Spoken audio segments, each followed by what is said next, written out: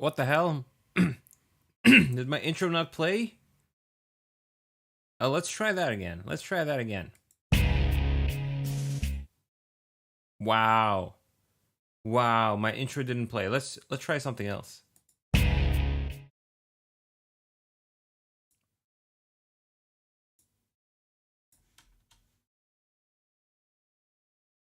Okay, now it worked. Let's just go to the other screen. There we go. There we go. There we go. Wow. Wow. Hey, it's Massachee from Infinite Official. Hey, how you doing? Thank you for showing up. Let's fire up the BGM. Oh, there we go.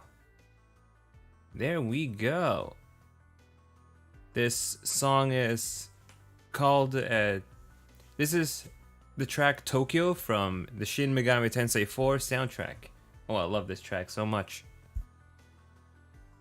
But yeah, this stream was a bit overdue. I was gonna actually have it like last week, but because it was overlapping with Holostars Tempest, and then I rescheduled that to Sunday, then it overlapped with Nijisanji Ien's debut stuff.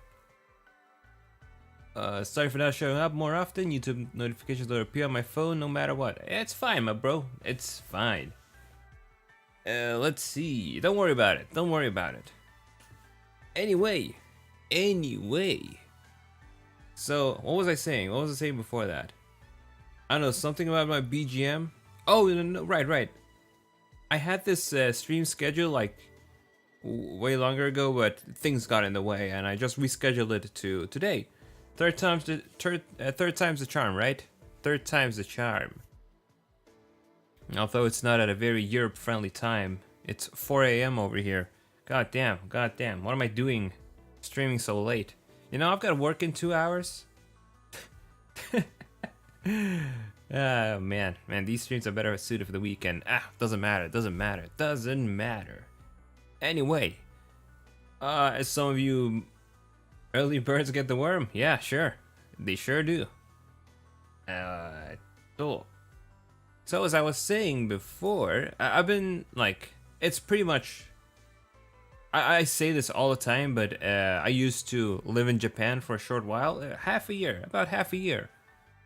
And it was like some of the best, probably the best time of my life, to be honest. Hey Reuter, how you doing? Thank you for joining today's talk stream. We've got Reuter, we've got the one and only Massachee from Infinite Official in chat. So what led to me actually moving to Japan for a while? Well, I just got really tired of Sweden. I felt like I really needed just somewhere to go for a while. Just, you know, refresh my mind, refresh everything. And I figured, alright, listen, I got some cash saved up, and I like Japan. I've been studying Japanese for a little bit. Why not just go over there and study it? And at the same time, I get like, you know, an adventure of a lifetime. I wanted to be there for a year actually, but staying there for a year, man, that's fucking expensive. Really expensive. Maybe too expensive. And I didn't really want to drain all of my savings, so I settled for like half a year. I couldn't order things from you while you were in Japan. Hey, I don't even think we knew each other back then. Let's see. So yeah, I decided to just take the plunge and go for it. I also figured at the same time I may as well just like weed out some of my social anxieties I have. So I just decided, okay, I'm gonna put myself in the most uncomfortable situation I could think of.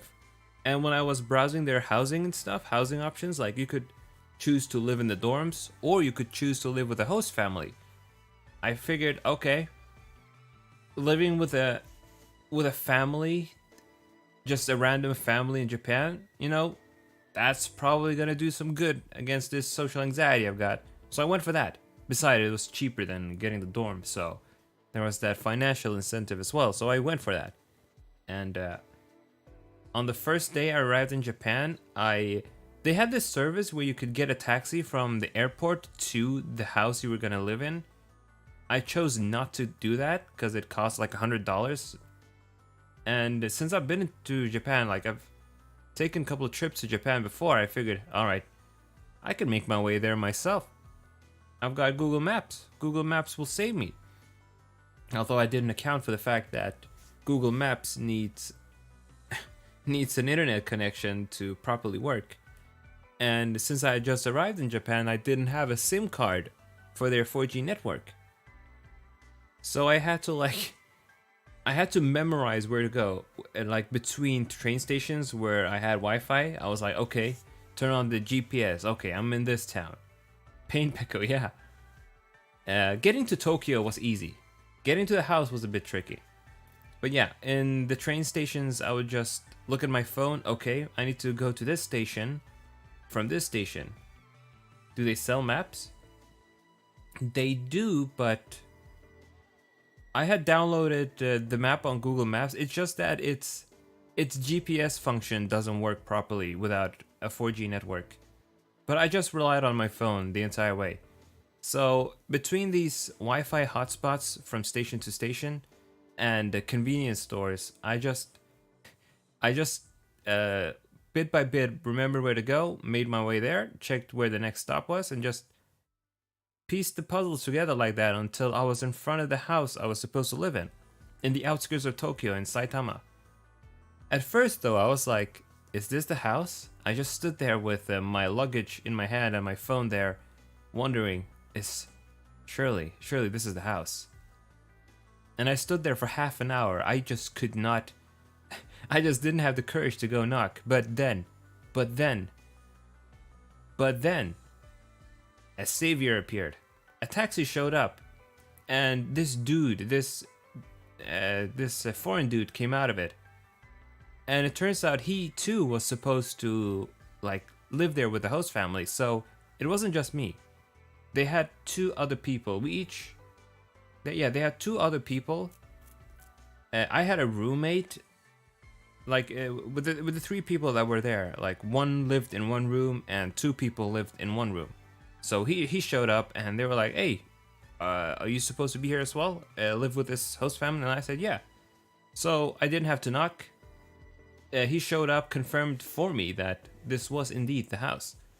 And oh boy, do I tell you that guy was weird. That guy was strange. I'll come back to him later on. But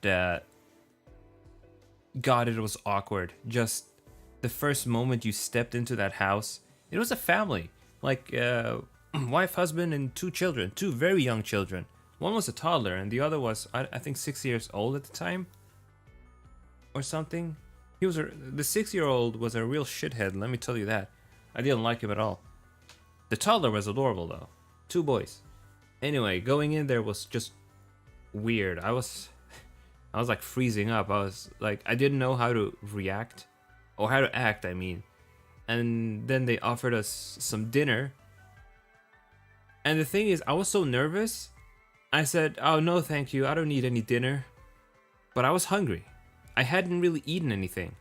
But at that point, I had already declined the food, and I just decided, well, I guess I'm just gonna stay hungry for the rest of this day. So I did. I didn't eat anything. I was too nervous to say, well, I made a mistake. I'm actually very hungry. But we greeted each other, and we did the introductions. The guy that showed up in the taxi, he was from Chile. There was a French guy there too. He was my roommate. No snack. Yeah, no snack at all.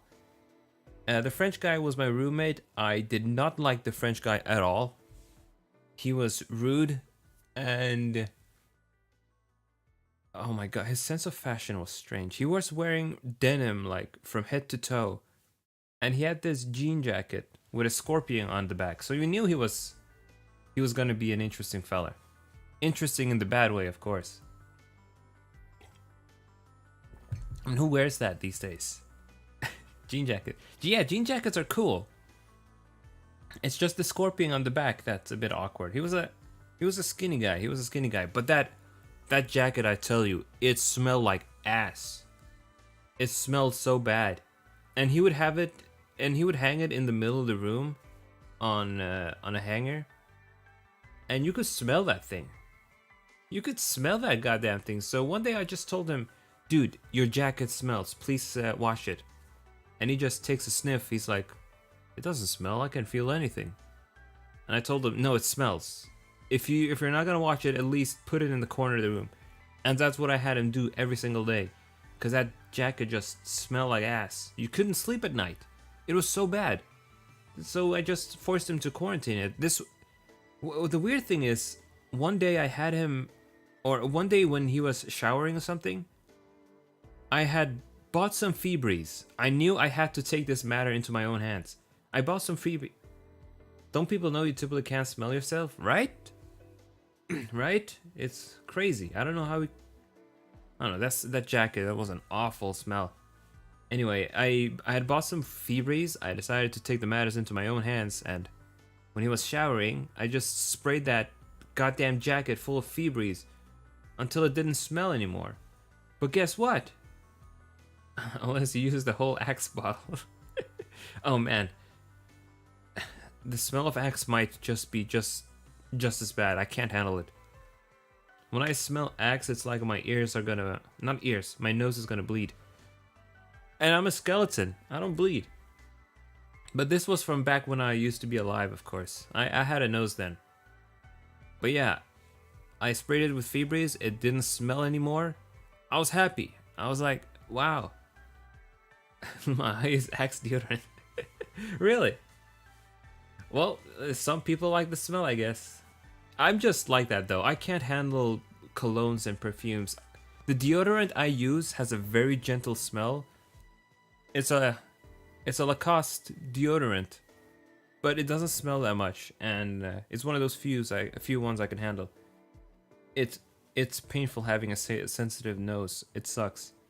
But yeah, a day later, he went outside and came back, and despite all my Feebreezing, the goddamn jacket started smelling like ass again. It just keeps smelling like ass. Now, luckily, this guy, he moved out within less of a month. Yeah. Massachee says, you better use it how it was intended, Reuter. I'm pretty sure Axe deodorant is milder than the spray. Oh, I just thought of both. In Sweden, spray deodorant is not very common. The type we use is mostly either the stick or the one with the rollers. You know, there's a goo inside the bottle and there's a roller on top, so you just smear that all over all over your what was it called? It's not elbow. Armpits. All armpits. You just smear it all over. I don't see the spray version very often. Oh, never mind. I thought you used the spray. Yeah. But yeah, in less than a month, the guy just moved away and I was so happy. I had the room all for myself. It was great. I didn't have a shitty roommate. I could chill. And I didn't have to deal with his smell. He was also very rude, so I just didn't want to deal with him at all anymore. The guy from Chile, though, he also moved out after a while. But he was a strange motherfucker. God. There was this... So, when the French guy moved out, this Dutch guy moved in. And he was a bro. I like that guy. Him and I got along really well. The jacket wasn't a problem. It was him. I should have Feebreezed his face. But yeah, the guy from Chile was strange. When the Dutch guy moved in, there was one time where when in the middle of the night, like 2 a.m., the Dutch guy went out of his room to go to the bathroom. And in order to go to the bathroom, you have to go through the kitchen. And in the darkness, he saw the Chilean guy just sitting there on the kitchen table in complete darkness. Just sitting there doing nothing. And it scared the ever-living shit out of the Dutch guy. So the Dutch guy came into my room. I was awake at the time. I wasn't sleeping at 2 a.m. as I should have. But he came into the room and he was like, dude, what the fuck is up with this guy? He's just in there, sitting. I'm like, what do you mean? And he told me to come look, and I took a look, and there he was, just sitting there. And not moving at all. And we decided, you know what? We're just gonna leave him there. We're not gonna ask about it. Tomorrow in the morning, we're gonna ask him. Then we're gonna ask him what the hell was going on. That doesn't sound bad. Yeah, that doesn't sound bad. A guy in complete darkness sitting on the kitchen table when he's supposed to be sleeping in his room. And when we asked him about it in the morning, he denied everything. He was like, "No, I was in the room." And the Chilean guy was roommates with the Dutch guy. So he was either sleepwalking or he's just denying things for no reason. And that wasn't the only time he did it. He did it another time as well when I went to the bathroom and I saw him there like a couple of days later. Weird guy. We could not get along with him at all. He didn't know that much English either way. But he ended up moving out after a while. Yeah, it could be sleepwalking. Probably is, considering he denied it so vehemently. When he moved out though, and the host family grabbed his sheets and stuff to wash him, they found weird white stuff on it, so that's cool. That's always fun to take care of. Oh, what a guy. That guy was a wild ride. Anyway, I saw him a couple of times on the Japanese language school premises, but he was like on the lowest class. Paint Peko. Yeah, he was on the lowest class, so I didn't see him that often. I was in the intermediary class because I had already studied Japanese a whole bunch beforehand. But yeah, I didn't see him that much again, thank God. So for a while it was just me and the Dutch guy, and we both lived in separate rooms, so that was cool. The host family was nice though. They were nice, but they were strict.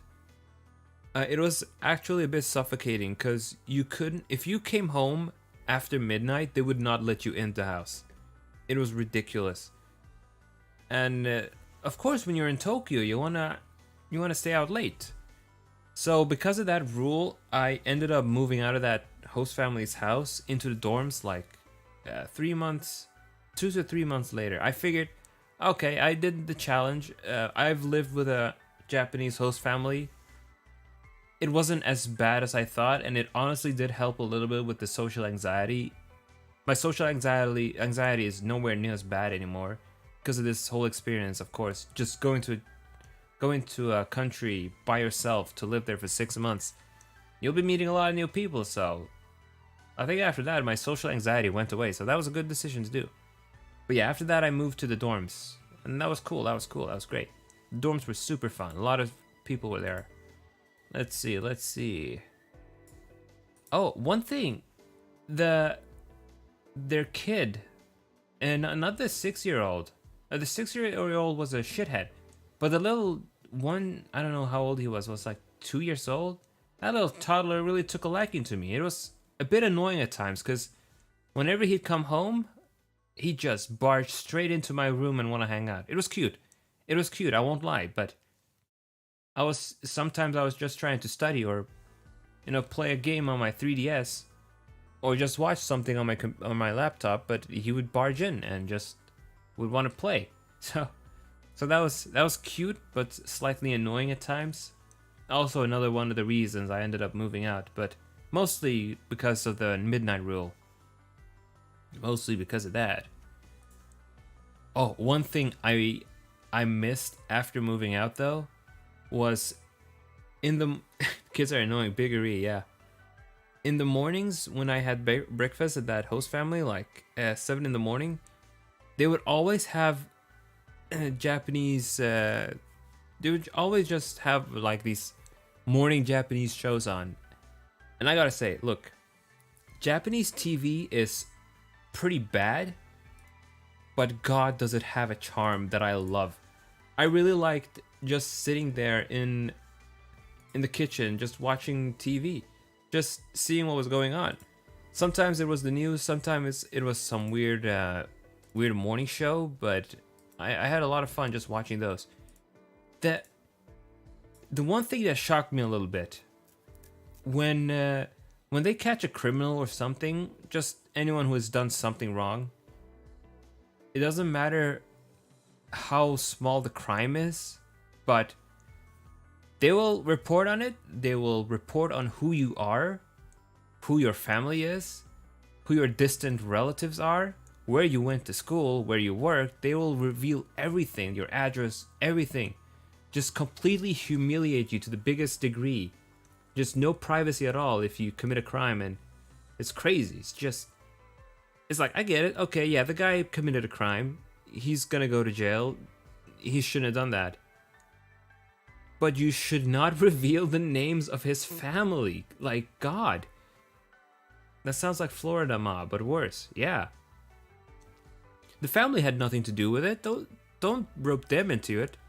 Cause now the family will have to deal with the shame as well. Like, cause some Japanese families are a bit judgmental in that they talk a lot, spread rumors, and now your family suddenly, your son or your daughter is a criminal, and now everyone knows, and people will be like, don't go near these people. They raised a bad kid, and there's the problem. They probably have a troubled house. They're no good, and shit like that. It's just weird. Don't do that, man. Don't do that. Oh man. So I shame on you, shame on your family, shame on your goat, shame on you, shame on your anime figure dolls. Oh, shame on your goat. Oh man, that's tragic. That's tragic. Don't shame the goat. The goat it's a shame. It's a shame. So I didn't. When I was in Japan, I wasn't exactly in the season where a lot of conventions and stuff happened, but I did go to at least one of them.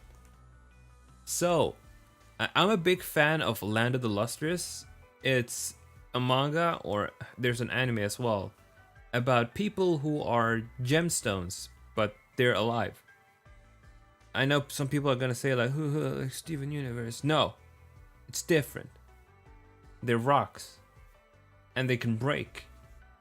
Anyway, a fan artist that I really like, who makes a lot of Land of the Lustrous fan art, that person was announcing that he was gonna have a booth on in a convention called Tokyo Fest, where he sold his own fan fan art book along with some fan postcards with some really nice art on it. And I figured, hey, I'm here. It's in Osaka. Did you ever go to a manga or bookstores? Yeah, I did. I went to them a lot, actually. I can go back to that after I tell the story. But, and if you have any questions, feel free to ask and I'll answer them. And so I decided to go. It's in the same place where Comic-Con is usually held. If you don't know what Comic-Con is, it's a big convention where people can display their own art or fan manga and stuff. It's 2 times a year, on winter and summer, and it's very popular. Anyway, Tokyo Fest. I went there.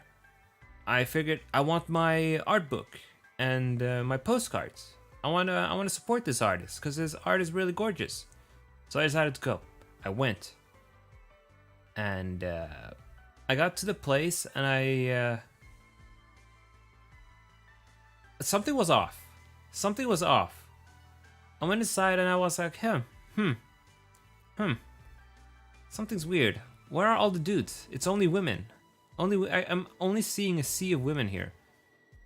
That I had a little bit of an inkling, but did I go to a Fujoshi event? A Fujoshi, if you don't know, is a female fan who's really into gay art and stuff, like just with men. And I was like, oh no. So I went inside, I went into the halls with the booths and stuff, and sure enough, there was a whole lot of boys love there. I was like, oh no. This event is aimed towards women who are into this kind of stuff. I had no idea. I thought it was just a normal convention. Here, I've got a picture. I've got a picture too. I censored everyone's faces, but essentially, this is what it looked like. Check it out. Yeah, there you go. There's some Attack on Titan gay stuff that you can enjoy if you're into that. And I was like, oh no, it was just full of that kind of stuff. It was interesting though. It was like, I was like, okay, now I'm here. It's fine. The event is not for me, but now that I'm here, I may as well see what it's like. And I tell you, I swear to you, I only saw like 4 other guys in that entire event, and there were thousands of women.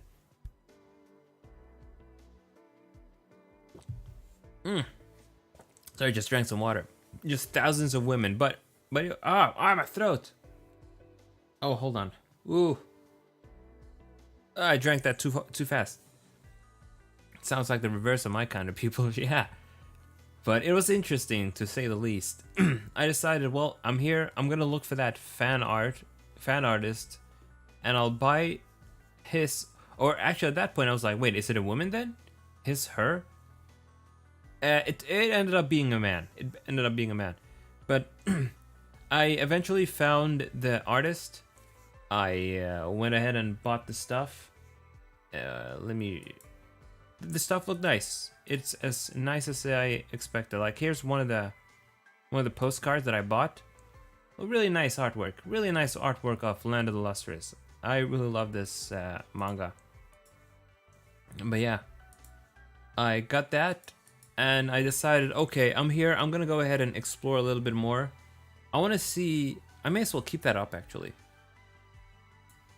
I was like, I may as well see what kind of stuff there are. There's a JoJo corner over there, where there are a whole lot of booths dedicated to purely JoJo. I'm gonna check that out. It's probably gonna be pretty spicy, but may as well. I went there, and lo and behold, there are a lot of stories where Jotaro and Dio did things to each other's buttholes. A whole lot of that. But I found this cool sticker of cream, of Vanilla Ice, I mean. Actually, no, this is cream. Vanilla Ice is the user. I found this, and okay, I picked that up. Why not? It looks good. The little typo here, JoJo's sticker, is pretty funny. I picked that up, and after some exploring, I went ahead and left. There wasn't really anything else for me to pick up, and so I just fucked off. I had some Final Fantasy themed fried chicken after that. It tasted exactly like fried chicken, no difference. But that was quite an experience. That I don't regret it. It was funny, just showing up and realizing that I showed up to an event catering to women more so than everyone. F in fried chicken stands for fancy. Ooh. Final Fantasy fried chicken. I have a picture of that somewhere.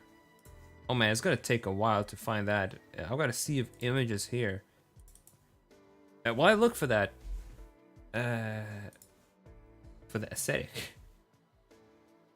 Massachee from Infinite Official asked if I went into any manga bookstores. Yes, they're like every bookstore will sell manga, of course. Hold on, oh, there it is. There's the fried chicken. I can put up the picture. Here it is. This is the fried chicken. Final Fantasy fried chicken. Tastes exactly like fried chicken does. No difference. It was crispy, delicious, and it tastes like fried chicken. But yeah, there are a lot of bookstores. A lot of them, every single one pretty much will sell manga. But if you want to go to the mother of all bookstores for manga and light novels, you're gonna head over to Nakano Broadway. Nakano Broadway is like the center for like Japanese manga and just otaku stuff in general. there's Akihabara as well for a lot of nerd stuff.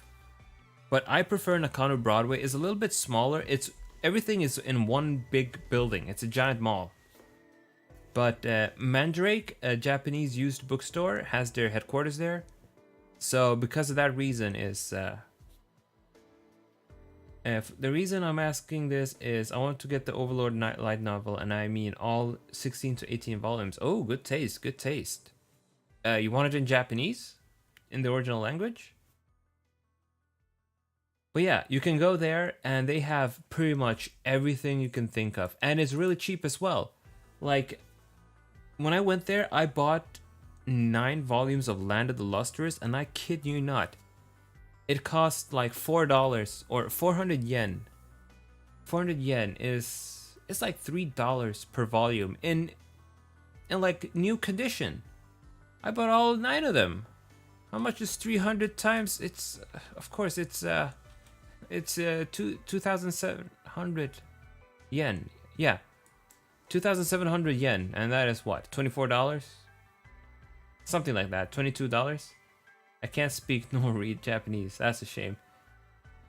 Yeah, for that price, I bought the Japanese novel, not novels, volumes. I was just in disbelief.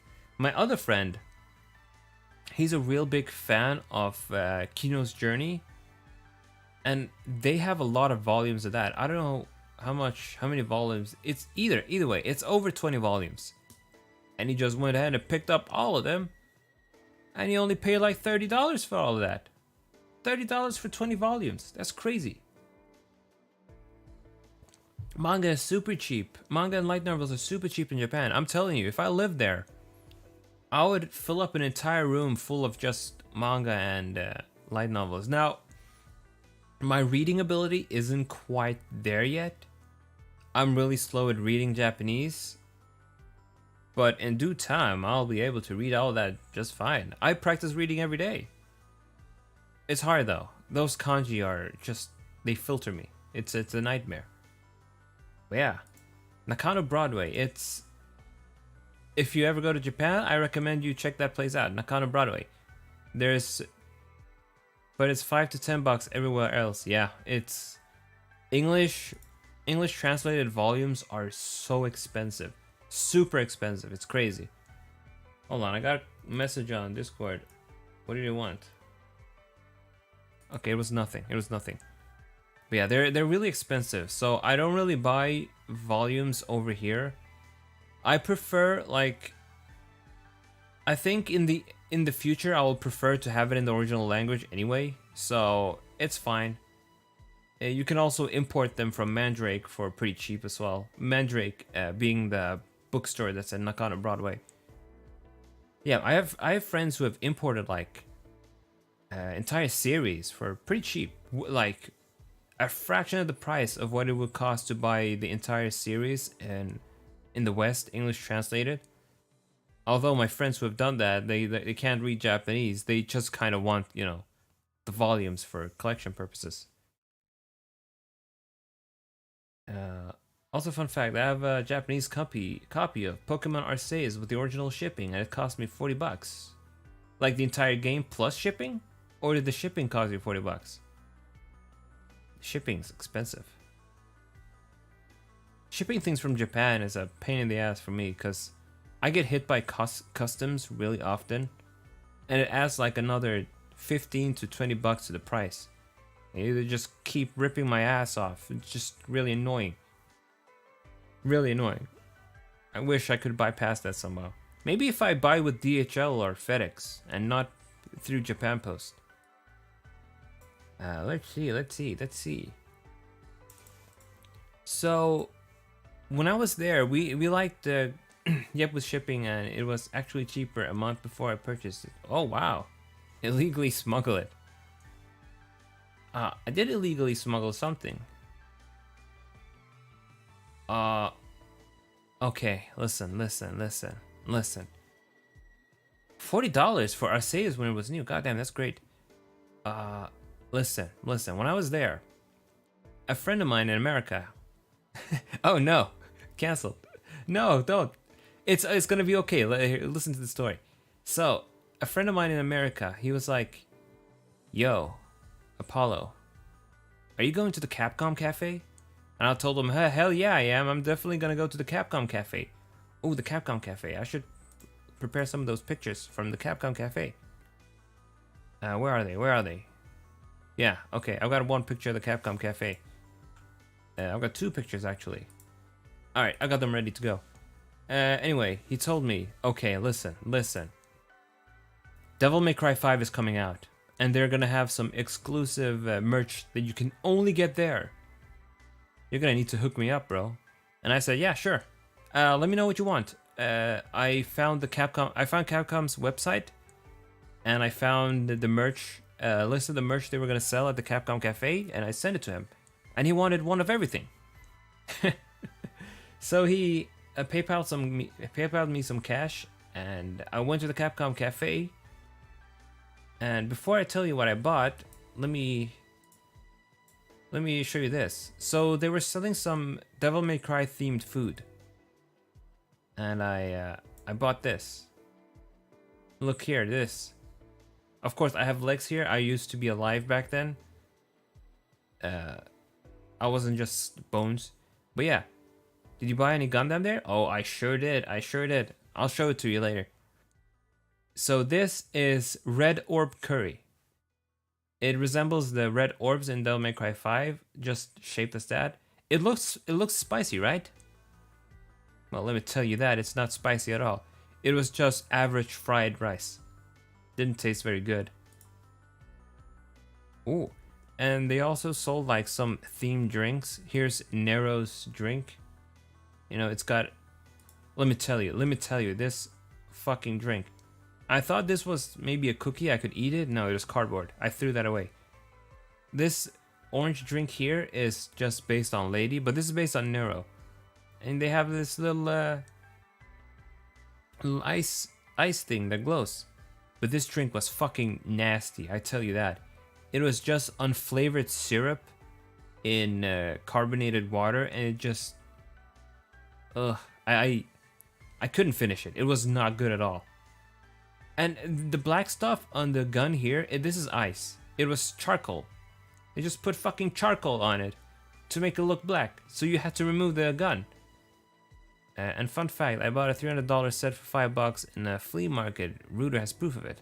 Ooh. A $300 Gundam set. Oh, that must have been a really high quality one. Was it like high grade? Was it a metal frame? But yeah. The drink, it kinda sucked. It was not good at all. Let me see, did I have any other picture of... What's this one? Anyway, the merch my friend wanted. It was all kinds of stuff. Like a tissue box in the shape of the truck in Devil May Cry 5. Some red orb candy. A couple of other trinkets. And 3 perfumes. One, they were all 3 of them were like scented after Dante, Nero, and V. But the thing is, after I shipped those out to him, I was like, wait a minute. Those have alcohol in it. You're not allowed to ship perfume, are you? So I looked at the rules of Japan Post, and no perfume is allowed to be sent because it's got alcohol in it, right? So I was like, okay, well, if it goes through customs, we're probably screwed. But it ended up arriving safely. So I ended up shipping something illegal over air, and that miraculously was not caught by customs. Oh boy, that's my crime. I admit. All right. Massachee from Infinite Official says, but it was broken with half of it missing. Sucked, but I did get a $50 one. Oh man, you got ripped off? $300 and half of it was missing. You're a cold-hearted criminal. What can I say, Reuter? There was a reason my soul couldn't move on. I didn't want to go to the hell that was waiting me when I died. So I just forced myself back into my body, and now I'm a burning skeleton. But yeah, half of it was missing. I don't have a picture of it, but the Gundam I got was What's it called? It's a green imperial one. It's got like 4 giant wings. It's called the Kshatriya. Kshatriya. Oh, it is used and mostly built already. But the fun of it is building it yourself. I also picked up another. This one's not quite a Gundam, but it's what is it? I don't have a picture of it anywhere. Oh, there it is. Huh. Okay, I found the picture. So, I really like the mech design in Darling in the Franxx. So I picked this one. This is a model kit. You can build it yourself.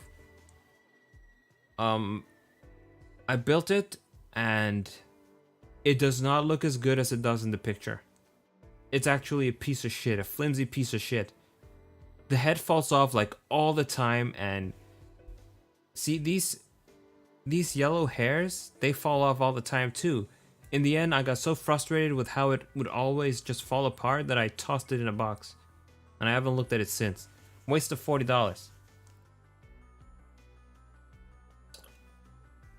I don't have $500 to spend on a figure, I'm broke. Well, bro, one day you'll have $500 to spend on a figure. How much? What is the most I've spent on a figure? Let me think. Oh, it has to be $150. Yeah, $150 is the most I've spent on a figure. It's Uzuru from Muramasa. She's got a nice butt, and nice hair. Hey Yola, how you doing? Yeah, $150. It's a really nice looking figure. Let me find it. Let me look for a picture and I'll show you. Uzuru Alter. I'll show you the figure. It's a really nice figure. This is low res. I don't want this low res image. Okay, that's a better picture.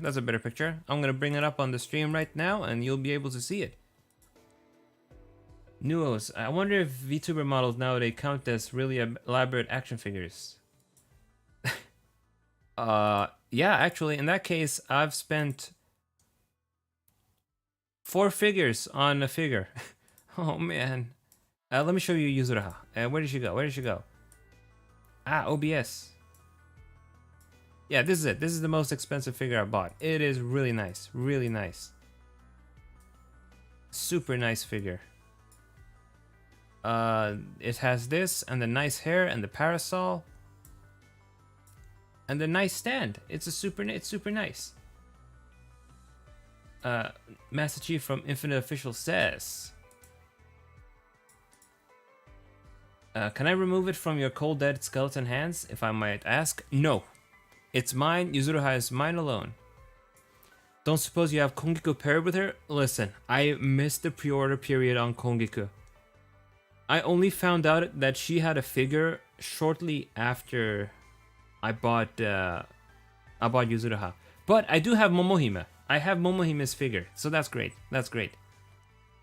Love the shoes. I've been looking for half an hour because Reuter was watching your stream, but your model is actually badass looking. Oh, thanks.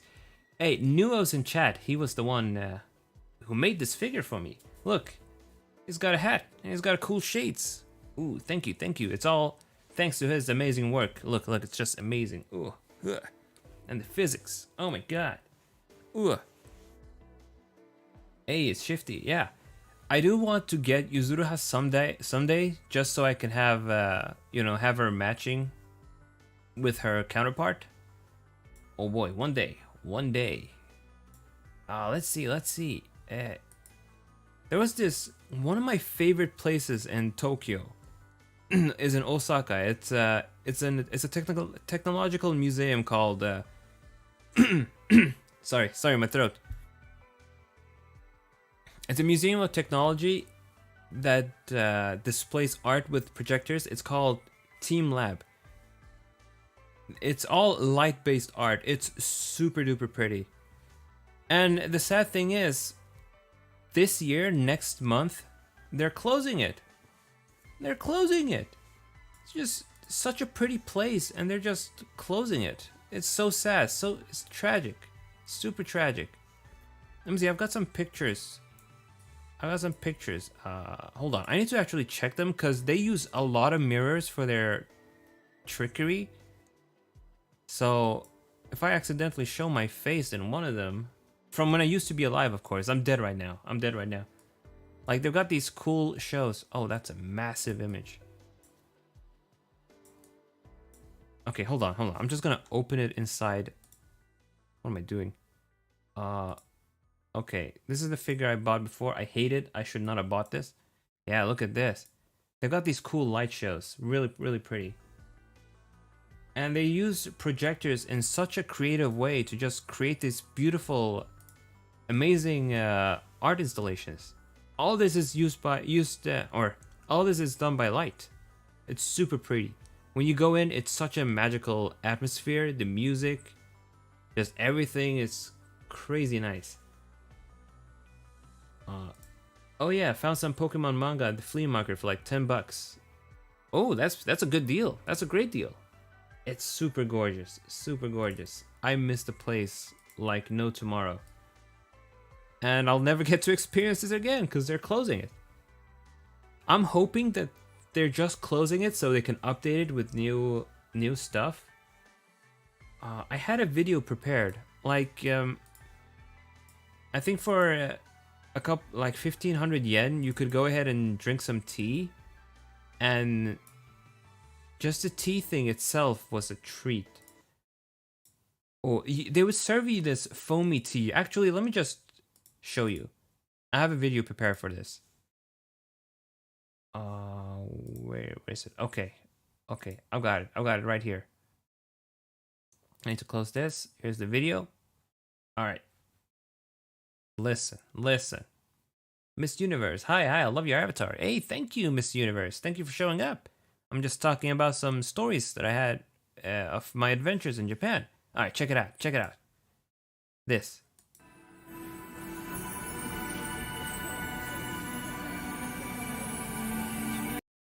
So they would project the flower to display on your cup of tea with the white foam on it.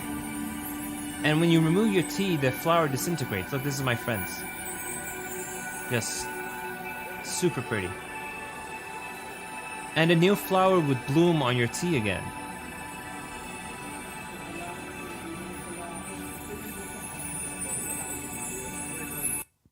I love this. I love this place so much. I would just go. I went here at least two times. Two times, I think.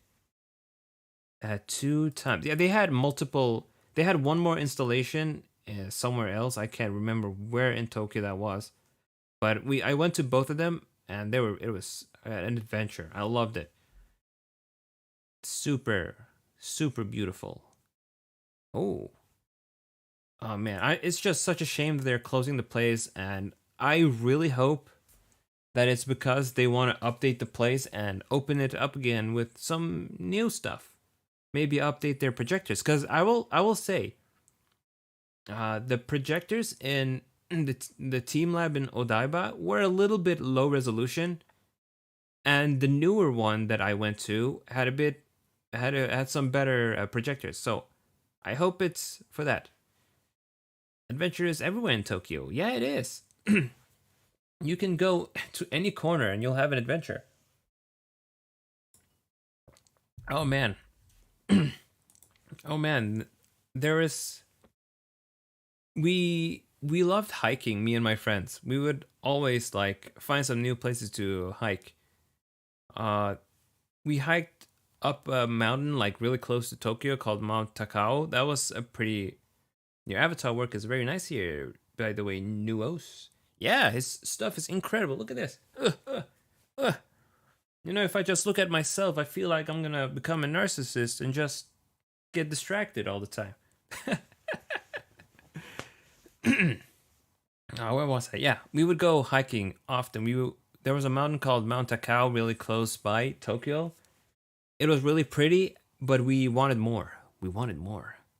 Sadly, at the time, because I went during, I was there from January to June. That's every Vtuber experience. I get distracted too. Yeah, for real. We wanted to climb Fuji, but you're. Oh, I forgot my BGM again. Hold on. There we go. Let me just adjust the volume. Yeah, we wanted to climb Fuji, but Fuji is only available to climb from July to August, I believe. Because any other time is apparently a bit too dangerous because of strong winds and just snowfall and stuff, which is fair. But we settled for the foot of Tokyo instead. The forest on the foot of Tokyo, Aokigahara it's called. We decided to check it out. We wanted to go hiking. And it was a surreal experience. Not because of the nature. The nature was really pretty. You know, it's a subtropic environment, so it's really green. Like the trees are pretty and all that stuff. But the surprising part was, and this is something neither of us expected to find out, it's that under the foot, like deep under Mount Fuji, under the forest of Aokigahara, is a massive ice cavern. The glacier from on the top of Tokyo, or not Tokyo, on the top of Mount Fuji, you know, it gets pushed down into the earth, like as time passes, and it cools down the underground. So there are a lot of ice caves there. Let me show you this. Let me show you this. I got some good pictures for this prepared. Let me bring it up.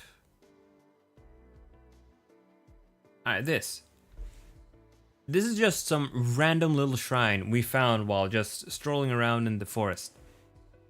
As you can see, where's my Asakoko? Yeah, it's right there. And it looks pretty normal, right? Like, it was a pretty warm day, I think around 26 degrees Celsius. Whatever the hell that is in Fahrenheit. Either way, it was warm. It was warm and nice. But something was weird with this. Now let me show you what the weird thing was. We'd move in a little bit closer and we were like, hey, is that ice? Are we seeing ice in the distance? And lo and behold, this is where we found out that there are ice caves under the forest. It was ice cold in there, like it was surreal. From one moment, at one moment you were like a couple of feet away from this shrine, it was really hot, and then you just step into this area a little and it just gets colder and colder, and suddenly you're inside a freezer. It's just ice everywhere. Crazy stuff. It was a surreal experience. I have never felt anything so weird in nature before. It's just everything is frozen. You see the icicles here. Yo, that's a Minecraft enchantment table. Someone apparently left some water bottles here before, but yeah, we decided, okay, well, this place is a bit weird. I don't think it's even safe here because it's slippery down here. So we're gonna go ahead and donate some money. We tossed some coins in there and made some prayers for our safety against the ice. And we just stuck around there for a little bit, but we ended up getting too cold, so we left. But that got us a little bit curious. We got a bit curious, so while we were hiking around in that forest, we decided to look up on our phones. Ice Cave Tokyo, or Ice Cave Aokigahara. Have you ever been to a haunted place in your time in Japan? I feel like there was. We went to a haunted mansion, for sure, at Fuji-Q, an amusement park. But I don't know about a haunted place. Let's see. I feel like there was one haunted place we did go to. Oh, that wasn't. That was the year before that. I can talk about that one after in a bit. Right. It wasn't during this trip. It was during a normal tourist trip in 2018, where we just accidentally happened upon a haunted shrine. I'll get to that in a bit. Where was I? Yeah, we were looking up on our phones, like ice caves in Aokigahara. And yeah, turns out this forest is a very famous like hotspot for just Japanese tourists to go check out the ice caves. Apparently this is barely known at all to foreigners. So we had just by chance happened upon this really, really cool place. So we decided to check out like the nearest actual like curated ice cave that you could just check out. Yeah, one of these. I had to censor all the people here, but there were a lot of people going down here into this ice cave here, and we had to check it out. It was really cool. I had to like skip a lot of these pictures because our faces were in it, but essentially, inside the cave, this is how it was. I just never expected to go take a hike in the forest, or at the foot of a mountain, and get to a place and get to such a cold place. It was really cool. A lot of these icicles hang out everywhere. Spooky, yeah. Apparently, in the past, you know, in a couple of hundreds of years ago, when refrigeration didn't exist, a lot the old people, people used to like store food and seeds in these like naturally refrigerated areas just to keep things fresh and nice. So I guess they got lucky. Oh, I got a map here too of the ice cave. I thought this was really amusing. Let me try to make this a little bit bigger. Oh, there it is. There it is. Oh, now it's obscure in the chat. Yeah, look at this. Fun, very tired, slippery, danger, and this is the hellhole. Sadly, we could not go into the hellhole. It was blocked off. We wanted to see the hellhole. We really wanted to see what was in the hellhole. But no, it's dangerous. They didn't let us in. Honestly, if there was no staff there, yeah, we wanted to. We wanted to see it. We were inside the cave already, like around here. We wanted to go into the hellhole. If staff wasn't there, we would probably have gone in anyway and gotten scolded. They're cowards. Oh man, I wish we could have gone in. I think I've got another picture of the ice. Yeah, just more ice stuff. This wasn't quite the hellhole, but it was just another hole. Hey Pluck, how you doing? I'm talking about the time we went to the ice caves at the foot of Mount Fuji. It was a wild ride. There were ice caves everywhere. Surreal. But yeah, this is not the hellhole. This is just hole. We'll call it hole. I think I had one more picture. Yeah. So fam friend went to bed so I can join. Hey, nice of you to join. I don't think I've heard most of your Japan stories. Hey, well, you can check out the VOD and hear most of the stories. I'm a scatterbrain, so I forget a lot of my stories until I get like something to remind me. I'm really bad at storytelling. Nice. So yeah, we went outside the cave. We continued hiking for a while until it got a bit late. So we decided, okay, we're gonna have to start moving back. Let's go look for a bus that takes us to the nearest train station. And while going to the bus stop, we found this, which I found a bit amusing. This restaurant here, look. They sell real cheeseburger here. Real cheeseburger. Can you believe it? Real cheeseburger. Who would have thought that they would sell real cheeseburgers in Japan? Super real. It's real. You better believe it's real. Oh yeah, real cheeseburger, not fake. Yeah. The cheese is actually real, not like the American stuff you get at McDonald's. This pleases the American. Brain uses 1% towards memory, 99% towards creativity. Oh yeah. No, we did not go in because we had already eaten beforehand. We ate in the ice cave. Did you eat the real burgers? Sadly not the real burgers. In the ice cave, you know, they had a little building there selling souvenirs and stuff, and you could also eat food there. So we had a nice Japanese meal. It was a really typical Japanese meal. I don't exactly remember what it was. Just rice alongside some stuff.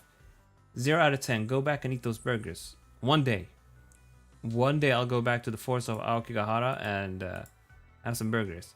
But like on the other side, if you pan the camera to the right a little bit, you see a really nice image of Mount Fuji.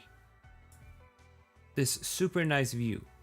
And it looks like, you know, there's a little bit of a fist here.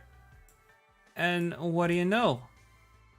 A minute later, the fucking mountain is flipping me off. It's flipping me off. It told me, hey, you didn't eat the burgers. Fuck you. And that's what I get.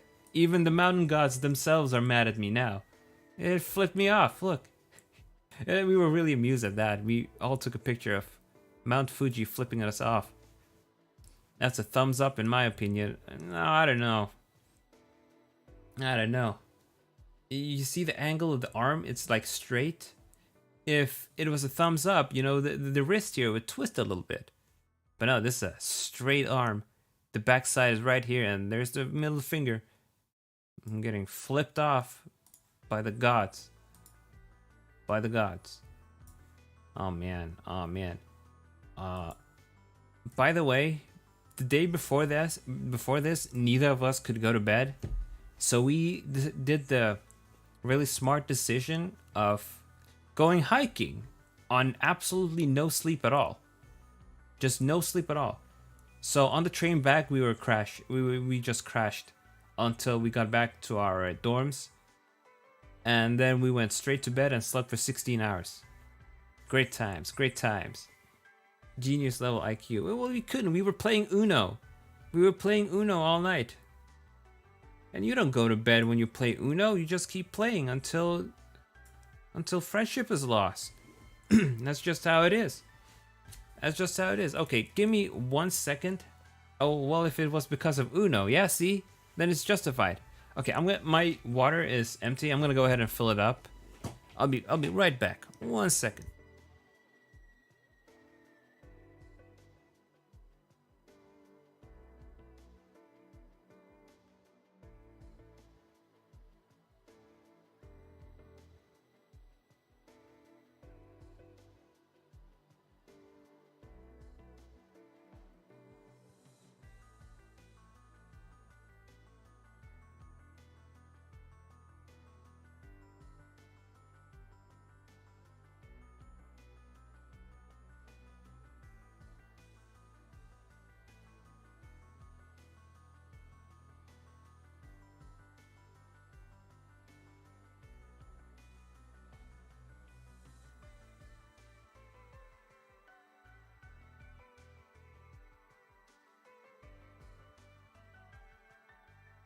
What a menacing pose that was. Well, let me just correct myself. If it's Uno, where was the fighting? Okay, listen, we played Uno with really stupid rules. We had 3 decks of Uno, and we decided, okay, we're gonna shove all these 3 decks in. And we ended up having so much cards that the game couldn't end. It was an endless loop of Uno. And in the end, everyone was suffering. No one got to win. It was hell. It was the worst. Also, have you watched Overlord Season 4 yet? Oh, yeah, I have. I've seen the 3 episodes that are out. It's alright so far. But I like it. It's a lot of, like, demon politics, which is, weird. At least it doesn't have it's not the lizard arc from, what was it, Season 2 or 3? Suffering from Uno, yeah. I realize I haven't yet seen Overlord Season 3's Lemao, so I'll bang them both out at once Season 4 is done. Oh yeah, do it. It's fun. It's fun. Suffering from Uno, yeah, of course. Is Uno anything but suffering? Opinions on the OP? It's good. I don't remember it. But every time I listen to it, I let the OP play out because it's good. But I don't remember it on the top of my head. I'm thinking.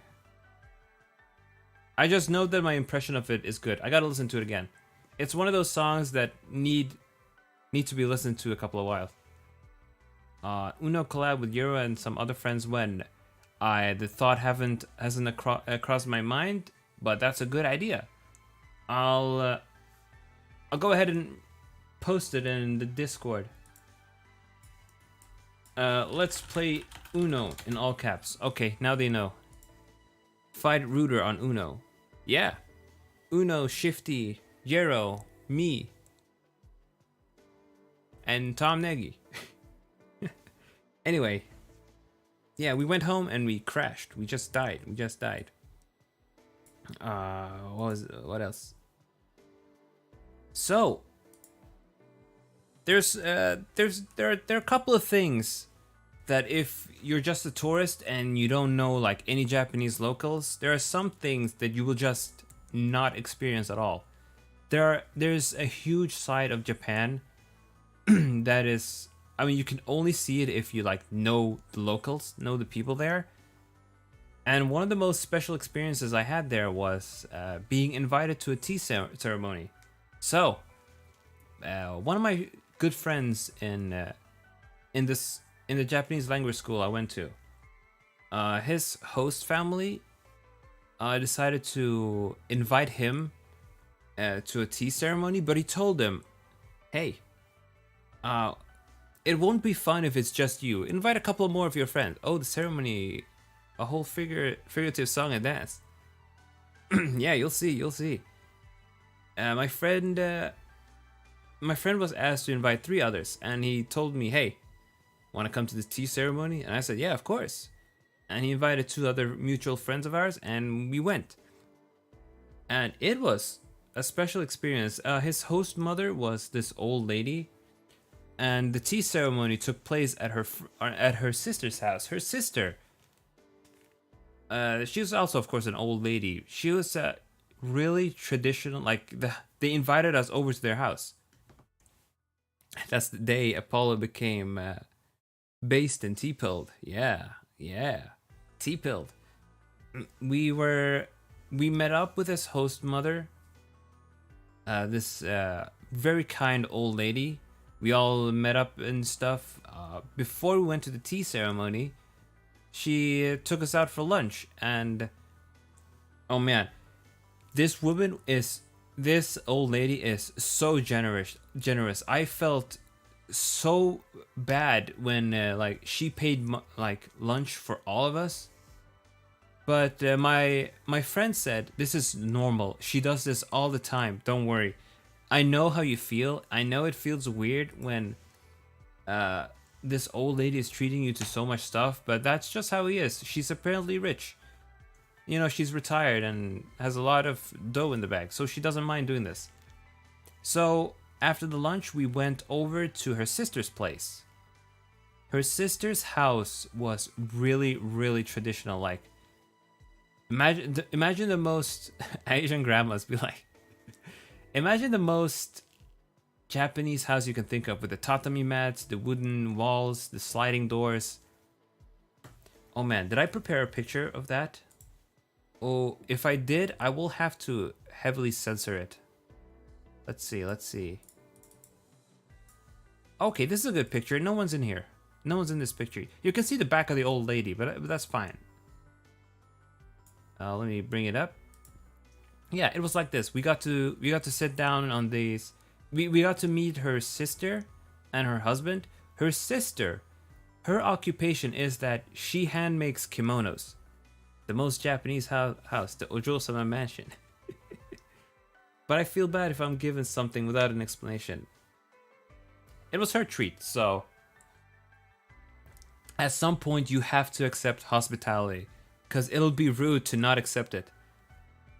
But yeah, the old lady's sister was a professional kimono maker. She has made kimonos since she was a teen. She's been trained to make kimonos since she was a child. It's something she has enjoyed her entire life. It's just the family craft. And her kimonos, they're expensive, like super expensive. The ones she makes for women could go over like 10 grand. That's how expensive, like actual gold broderie, and made out of the finest silk. The finest silk folded over 1,000 times. Yeah, super lucky. We were 3 guys and 1 woman, a half Japanese woman, our mutual friend. She got to wear the $10,000 kimono. And I have never seen anyone so stressed out in her life before, because You don't want to dirty that thing at all.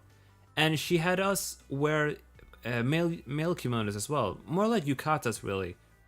But those were also expensive, like maybe not like 10K tier, but a couple of $100 per. It's like holding someone's baby. Might have been worse actually. Might have been worse. A couple of $100, like just stuff she had handmade herself. And then I'm there stressed too. They dressed us up and all of that. And while we were waiting, we each got dressed one by one. We were sitting here just enjoying our drinks. And then when everyone was ready, we went inside the room to have this tea ceremony. And in there, I had prepared were they made out of silk? Yeah, super silk, made out of super silk. Probably silk folded over 1,000 times or something.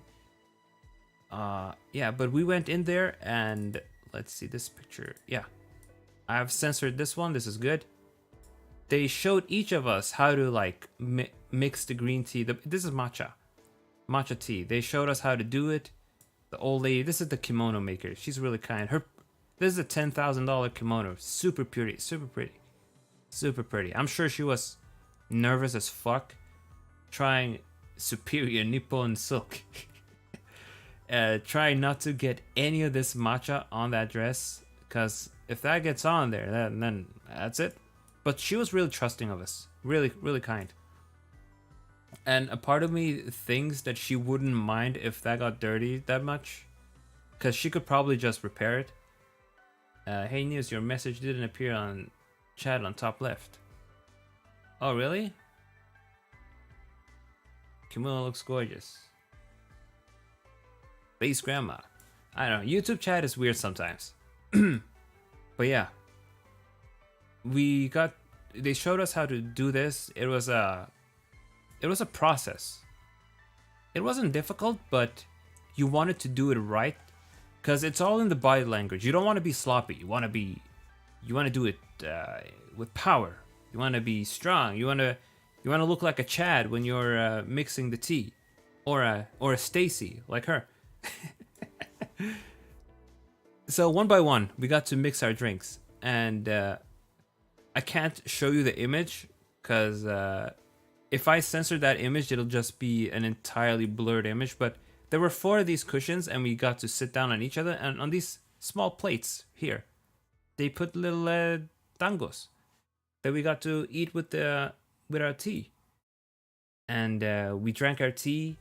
It was delicious. The dango was great. And then the husband shows up and he's like, traditional mixology.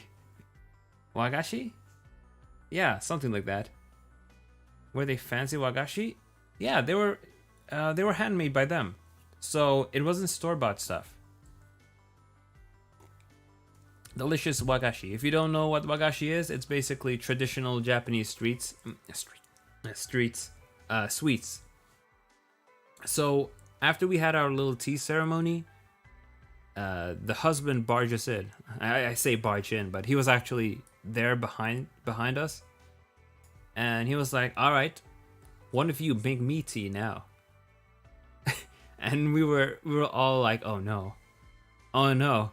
We rookies are supposed to make this guy, this like ancient guy, some tea. You know, he probably has like pro people who have spent 30 years honing their tea ceremony craft, making him tea.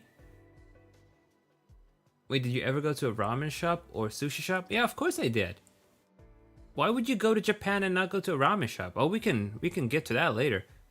But yeah, so he just chose someone randomly, and he chose my friend, and I was like, thank God. Thank God.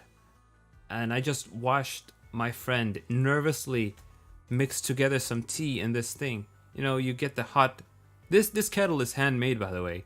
These kettles, they go for a lot of money. A couple of $100 each, because they're handmade. Either way, I watched him scramble on to just scoop up some hot water, pour it into the cup, mix some matcha into it, and serve it to the husband. And also serve him some wagashi, some dumplings. And the husband was like, "This is acceptable. It's good. Thank you for the tea." And he bowed down and thanked the guy for the tea.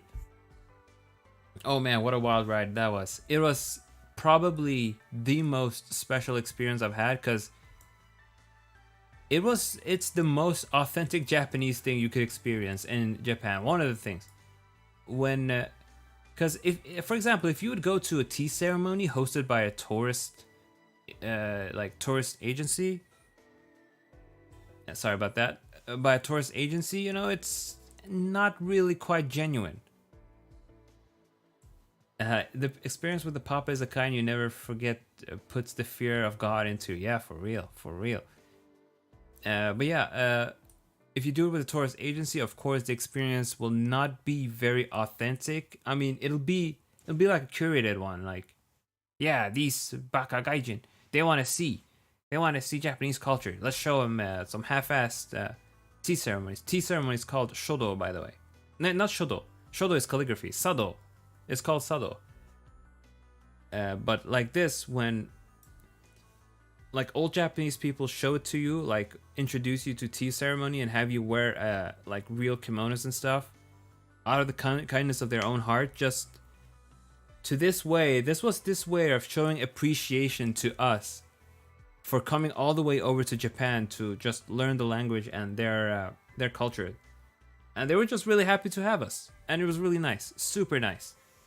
After the tea ceremony, we didn't quite take off our kimonos yet. We went outside and we took pictures. Took a lot of pictures. I've got a couple of pictures of me with the kimono on. But no, I'm not gonna show that to you, because that was from when I used to be alive, and now I'm dead. I can't have you see how I look like when I was alive. It's blasphemy. I wish to experience traditional Japanese tea ceremony. I will even get the wagashi out of respect, despite the sugar of the mao. Wagashi is a gift from the gods. Oh yeah, tell me about it. I love wagashi, mochi especially. Oh man, I can't get enough of mochi. I wish I could get mochi every day. Some of the Asian stores here, they do have, you know, mochi, but it's like manufactured mochi. Heck, I'll eat the tea leaves for efficiency. Bro, matcha is crushed tea leaves. You will get all of those nutrients. You'll get all the nutrients, all the efficiency, and it also packs a bigger caffeine punch than normal tea. Yeah, this was quite an experience. It was amazing. It was super amazing. What else was there? I have some more stuff prepared. Make your own mochi. But it's all about having it there. Made by someone who has pounded rice for 20 years. He knows the exact way to pound the rice. Not gonna lie, I drink matcha frequently. I'm hooked on this stuff. Oh, I used to be hooked on it too, but I had to cut caffeine because my caffeine problem was getting too bad. So now I drink barley tea instead. Mugicha, Japanese barley tea, which is which doesn't have caffeine in it. So I still get my tea fix, and I love it. I can't get enough of mugicha. I have it every day, every single day. I had it a couple of hours ago, and I still want more. Let's see. So when I was there, I did not have a student visa, because if you're there for half a year, you don't really need to get one. What you can do instead is go to South Korea and come back and get the visa renewed. Because with a normal visa, or since I was there on a tourist visa, despite living there, I only got to stay there for 3 months. But just by going out of the country once and coming back, you can easily renew it. My friend jokingly called it visa fraud, but it's technically not. I know I go back to Japan and then go to wagashi and get some every now and then. Yeah, I want some. I'll get fat. I don't care about the sugar. I need my wagashi. But yeah, we ended up arranging a trip to South Korea just for the sake of renewing the visa. I'm not going to talk about South Korea today that much, but I want to talk about the wild ride leading up to it. Oh my god, what a hellish ride. I feel bad for the supervisor that was in charge of our group, because here's the story. 1 second, I'm just going to drink.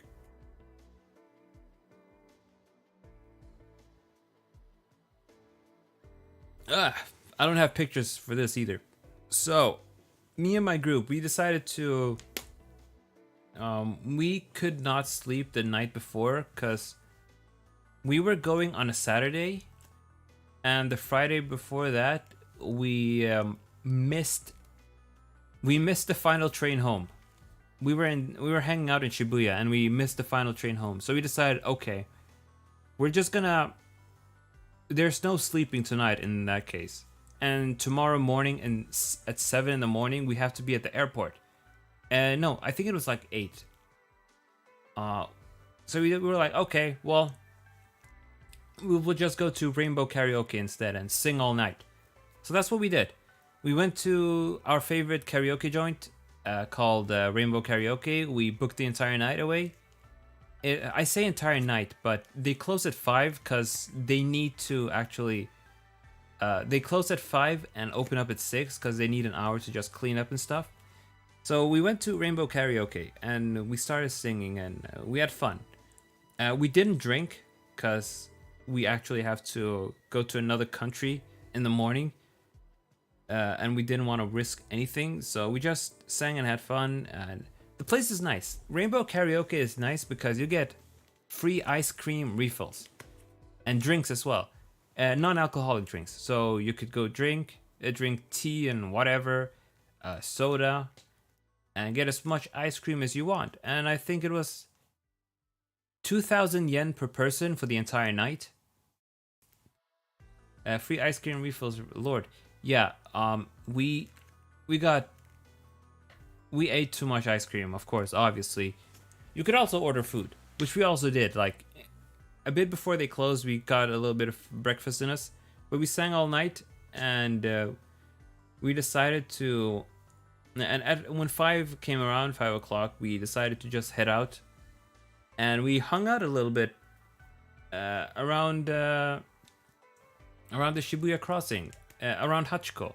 We hung out there. We decided, okay, well, one of the friends who was with us was not going to go to Korea because they were on another visa. So she was just hanging out with us.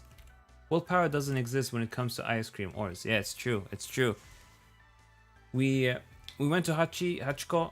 Hachiko is a statue of a dog near Shibuya Station. And we took a couple of pictures, just, group pictures there, and we just hung out a little bit for like an hour or two. But this is where the hell starts. Oh, Hachiko, yeah. So, my group was gonna go. We were getting ready to head over. We had our passports and everything.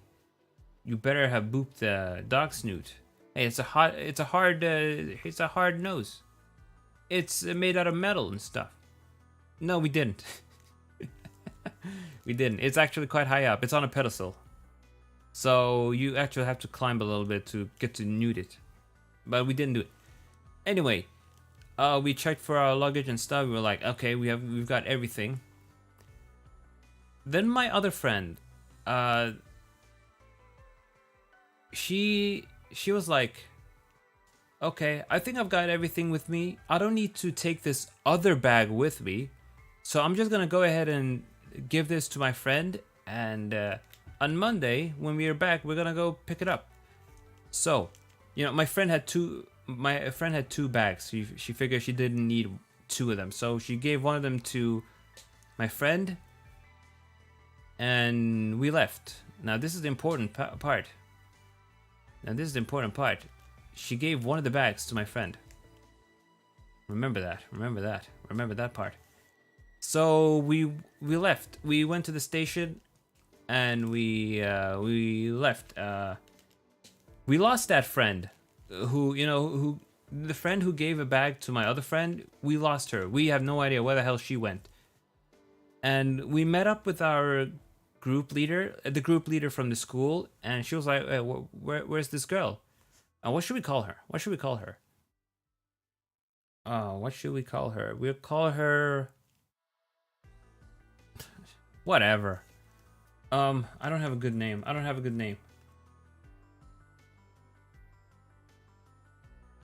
I'm looking around. Yurei-chan. Yeah, okay, Yurei-chan. We'll call her Yurei. Yurei-chan. Okay, Yurei-chan disappeared. We have no idea where the hell she was. Girl A, unrelated to A-chan. Yurei-chan is good. We lost Yurei-chan. We were like, where the hell did she go? And our group leader, we'll call the group leader. We'll call her Girl A. She was a Korean lady who worked for the school we went to, and she was in charge of our group, as I said before, and she was starting to get panicked a little bit. She was like, oh god, we all need to be here. We can't leave otherwise. And I told her, okay, you know what?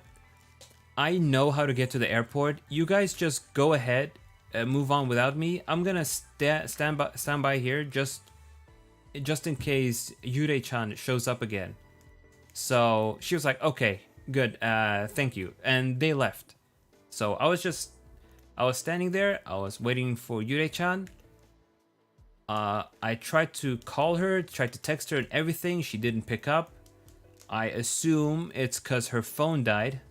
Yeah, it's easy to get around in Tokyo, super easy for me, in Japan in general. And like a year prior to that, I had traveled Japan alone before, so I'd be fine. So we were supposed to catch a bus, by the way, and what was it? Girl A, the supervisor, she arranged it so that I could miss the first bus, and catch the second bus to Narita Airport, because we had like an hour or two of waiting time at the airport anyway, so we could afford losing some time. Anyway, I waited for Yurei-chan. She was nowhere to be found. I couldn't contact her. Just nothing. And eventually, I just had to give up and head over to my train that took me to Tokyo Station from Shibuya. And from Tokyo Station, I would board a bus to Narita Airport. We couldn't run into her again. We just didn't find her. She was gone. Poof. Where the fuck did you go, Yurei-chan? Yeah, I'm getting to that soon. Anyway, I was kind of annoyed, and she just vanished like that. So yeah, so I ended up just taking. I went to the bus station and I told them I was the guy Girl A mentioned, and they were like, "Oh, okay, yeah. Your ticket is paid. Yeah, just hop on the next bus and we'll send you off." I got on the next bus and we left. I left, and on the bus, I was like, "Oh my god, where the fuck did Yurei-chan go?" Half an hour later on the bus, Girl A contacts me. "Hey, Yurei-chan is here at the airport." I'm like, "What the Nani the fuck? What happened?"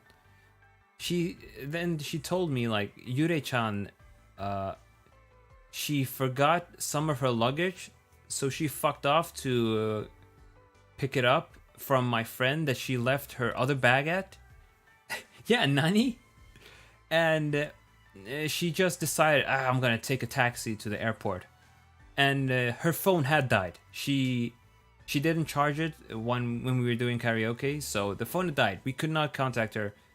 So she just picked up some luggage that she accidentally left with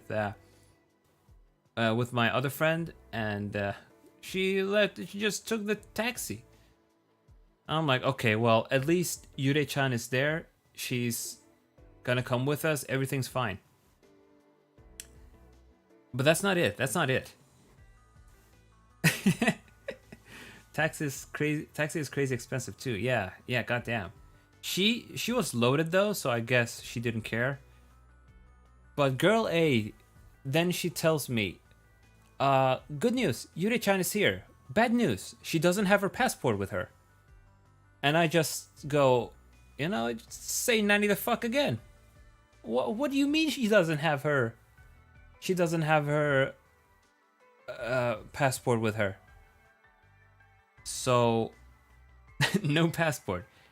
And the thing is, she did have her passport prior to getting on the taxi, prior to us leaving.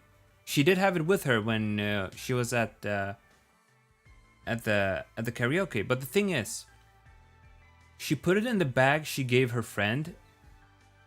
She thought she had it with her, but it was in the bag her friend was holding.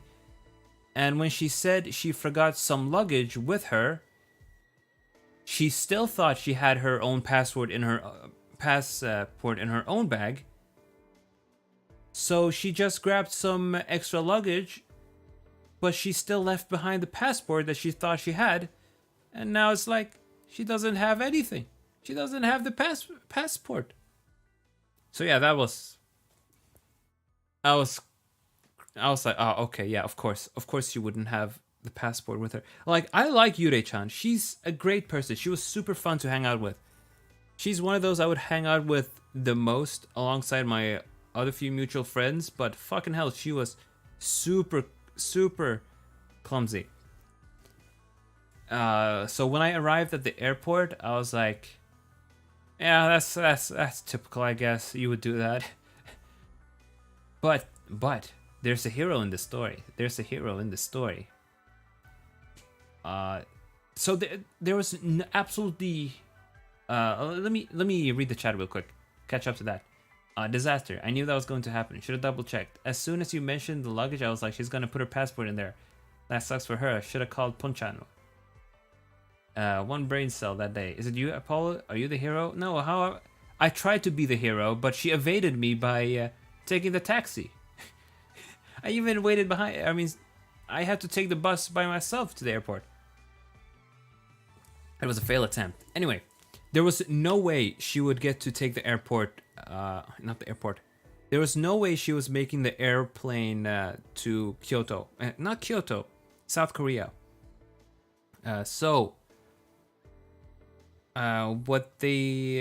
What happened instead was her friend called her, and she was like, listen, give it to girl A. I'm gonna talk to her for a second.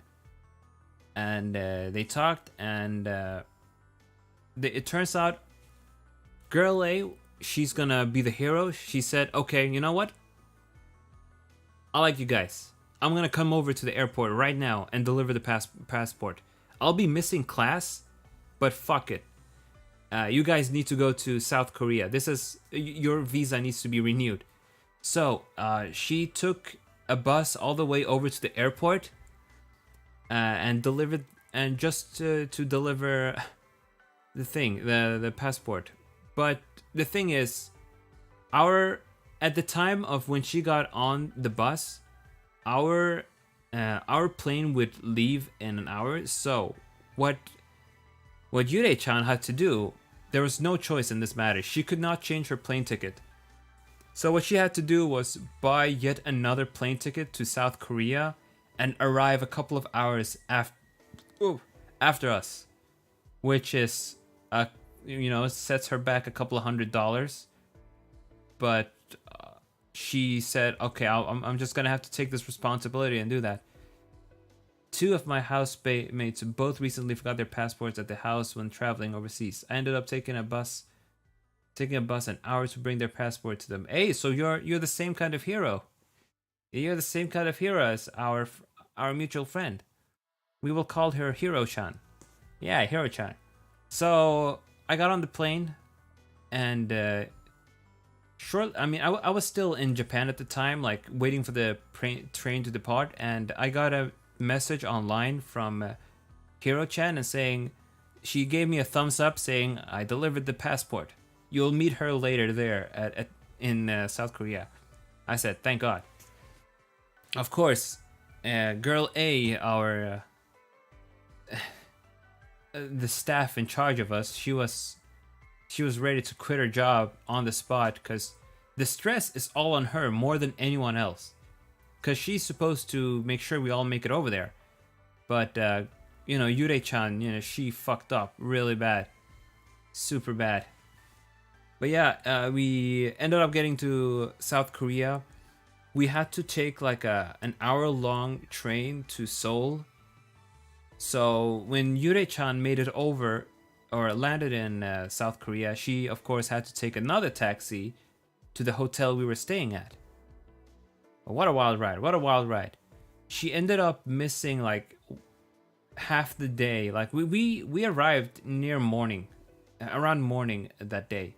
She arrived at dead of the night, so she missed out on some really nice Korean fried chicken. Some good stuff. Some good stuff. Pretty sad though. Pretty sad that she missed out on that stuff. But hey, if Hiro-chan wasn't there, she wouldn't even have gotten to experience South Korea. But yeah, poor supervisor. Girl A was just like ready to die after that. Goddamn. Goddamn. Oh man. I've got a lot more stories to tell, and I would love to do it like right now when you're all here, but I gotta go to work in 20 minutes. Have you tried Korean Mexican food? I have not tried Korean Mexican food. Wasn't there something I was gonna talk about that you mentioned, Massachee for Infinite Official? I've got like 5 more minutes before I actually gotta get off. Let me scroll up, chat. Did you say something I was gonna mention? Yes, you mentioned food. Of course. Here you go. Here you go. Let me show you the best goddamn ramen there is. Where is OPS? There it is. There we go. Tonkotsu ramen. I love pork broth ramen so much. This is Yoshinoya. No, not Yoshinoya. This is not Yoshinoya. Yoshinoya is beef bowl. This is Ichiran ramen. It is so good, so delicious. Super, super delicious. I don't care about the sodium spike. I will eat this every day. I don't care if this is unhealthy. I will eat this every single day. It is so delicious, so good, scrumptious. You know, these eggs, they're marinated. Delicious. They're super orange in the middle, super nice, super nice. And it's got some pork on it. Also, quick question: why is the twin squid tentacle a butt plug? Hey, it's a dragon tail. It belongs to Kiryu Koko. It's it's a joke, an inside joke. The fact that she's got a massive tail, so she joked that one day she could. She just said, "I can remove it." Kiryu Koko's a dragon. Anyway, yeah, this delicious, scrumptious stuff. Super delicious stuff. Let me see. I've got a couple more stories that I can tell, but obviously I won't get to it today because I don't have time. So I'll save those for another one. Thank you for the fun Zatsudan. I enjoyed your fun stories. Hey, you're welcome. I'm really excited to talk about the other ones I've got. Let me just leave you with one last thing. Here's a good one. A little teaser for next time. Gonna watch the VOD for the part I missed. Hey, I've got some good stories there. There was a really, really fun cafe we would go to pretty often. You probably saw what it was there. Let me just make it smaller. We would often go to the snake cafe and look at the cute snakes. Look at them. Look at the cute snakes. Look at this cute snake. Look at this eyes. Look at the nice. Yola says no. Yeah. Oh, what did I delete? I deleted something. Oh man, I deleted the plug. God damn it. It's okay. I'll just delete the image. Oh, I was gonna talk about the snake cafe, but I'm not gonna do that. I'm gonna save that for next time. All right. Next Zatsudan will be sometime. I'll have to plan it later. Thank you guys for showing up and listening to my stupid Japanese stories. Oh man, the Korea story was a wild ride. Such a wild ride. Yeah, I'm gonna have more. I had a lot of stories. I'm gonna have to come up with them because I'm really bad at remembering stuff. Have a nice day at work. I won't. I don't like being at work. Nah, it's fine. I'm kidding. It's fine. I usually just put on a podcast and work in autopilot. And Overlord drops later. Have fun. Oh, it drops on Tuesdays? Oh, dope. Dope. Can't wait for that. Can't wait for that. That was it. That was it for today. You can get an owl too. Here, enjoy this owl. Why is it vertical? Oh, horizontal. Whatever. Alright, folks. I'll see you next time on Skeleton TV. My work starts in 16 minutes. I gotta get ready in 5 minutes and drive over. Oh man, a lot of fun, a lot of fun, a lot of fun. Goodbye, folks. Zatsudans are fun. I should do more of them. Ooh.